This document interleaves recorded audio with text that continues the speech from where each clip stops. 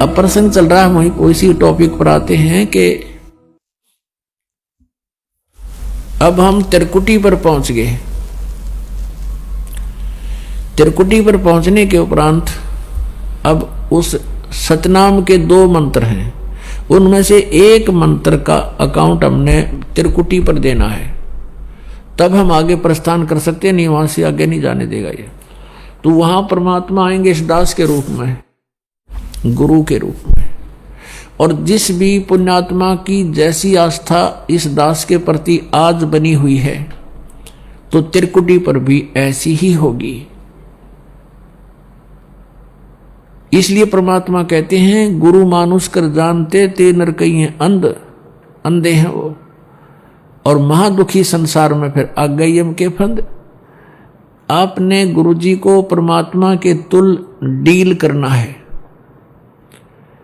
ये दास भगवान नहीं है, मुझे अपनी औकात का खूब पता है, लेकिन आप जी ने इस दास को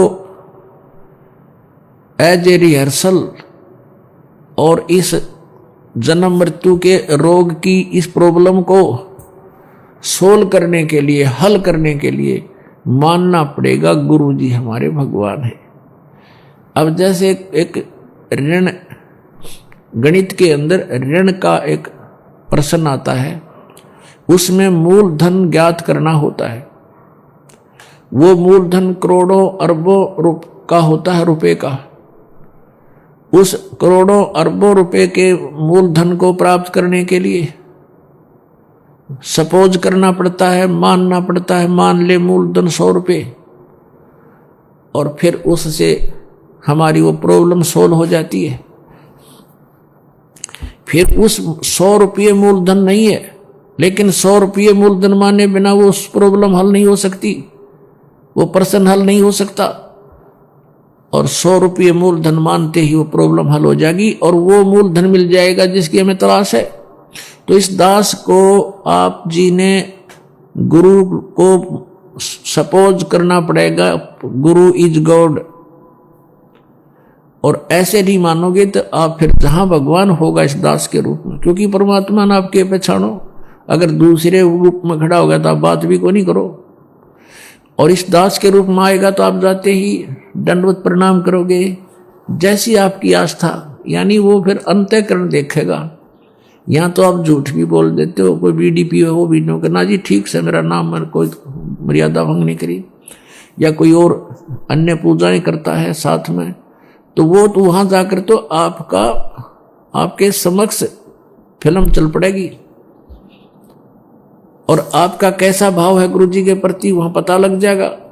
गुरु मीन भगवान के प्रति। तो वहां अगर आपके मन में दोष रहा तो आप वहां से रिजेक्ट हो जाओगे। और कहते वहां का गिरा फिर नहीं जाता, वहां का गिरा वापस नहीं जाता फिर कभी भी। ऐसा बुरा हाल हो जाता है इस प्राणी का, जब इतना कुछ यहाँ करवाया जाता है, समझाया जाता है, और फिर हम वही गफलत करते हैं, तो फिर अपनी करी कराई भक्ति का नाश हो जाता है। त्रिकुटी पर जाकर के परमात्मा आएंगे, वह बहुत बड़ा मेला लगा होगा, इंटरनेशनल एयरपोर्ट है। जैसे को विष्णु जी का उपासक है वो भी वहां खड़ा होगा, शिव जी का उपासक है वो भी वहां खड़ा होगा, और ब्रह्मा जी का उपासक है वो भी वहां खड़ा होगा, दुर्गा का उपासक है वो भी वहीं होगा, ब्रह्म का उपासक भी वहीं होगा, और पूर्ण परमात्मा का उपासक भी वहीं खड़ा होगा। अब वहां बहुत बड़ा भीड़ होगी, मेला होगा। आप खोजोगे कि गुरुजी कहाँ हैं हमारे, तो गुरुजी दिखते ही आप दौड़े जाओगे, दंडवत प्रणाम करोगे। फिर परमात्मा आपको साथ ले जाएंगे कि आज वो तुम्हारा अकाउंट क्लियर कराते हैं। फिर जाएंगे धर्मराज के पास, यहाँ का जो अकाउंट रखता है न्यायाधीश,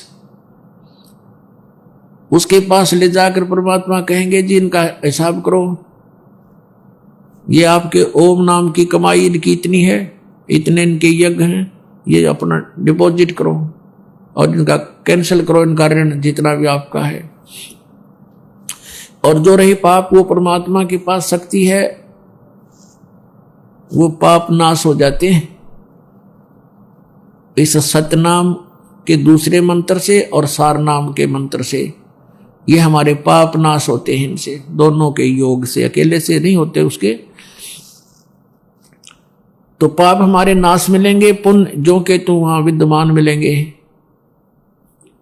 तो वो काल के भ्रम से वो भ्रम नहीं आता सामने, वो धर्मराज छोड़ रखा उसने कि ये काउंट करेगा, उसको हिसाब दे देंगे।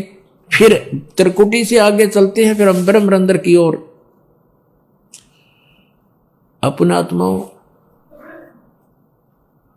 काल ने बहुत ज्यादा जुगाड़ जोड़ रखा है, और जो ज्ञान हमें प्राप्त है अभी तक पता था वो बहुत ही सीमित ज्ञान था। अब जैसे यहां से त्रिवेणी होती है, त्रिवेणी 3 रास्ते हैं, आगे चल के त्रिवेणी का जो मध्य का रास्ता है उसको पार करके हम त्रिकुटी पर जाते हैं, और वहां फिर त्रिकुटी से आगे फिर ऐसे ही 3 रास्ते हैं। वो मध्य का रास्ता है वो ब्रह्मरंध्र, सेकंड ब्रह्मरंध्र है, जो काल के निज लोक में प्रवेश करता है। अब ये ब्रह्मरंध्र मान रहे थे 10वां द्वार, 10वां द्वार, हमने 12वें द्वार को पार करके सतलोक जाना है। तो वहां पर धर्मराज का हिसाब करवा के फिर हम प्रवेश करेंगे 11वें द्वार में, इस अक्षर पुरुष के लोक में। अक्षर पुरुष का लोक यानी स्थान 7 संख ब्रह्मांड का है, उसके अंदर से हमने जाना है। तो उसका ऋण हमारे ऊपर, वो सिर्फ इतना ही टैक्स हो जाता है, वहां से वहां तक जाने का उसका किराया है, सतनाम के दूसरे मंत्र का जो तत्व है उसका। तो वो परब्रह्म के लोक में हम इसको दे देंगे, परमात्मा साथ रहेंगे।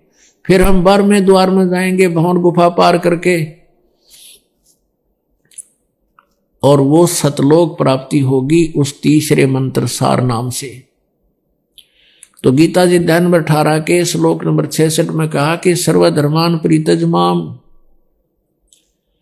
एकम शरणम व्रज, मेरी सतर्के सभी पूजाएं मुझे छोड़ दे, मुझे दे दे, फिर उस एकम सर्वशक्तिमान की शरण में जा। तो इस प्रकार व्रज माने जाना है, आना नहीं है, ये गलत अनुवाद कर रखे।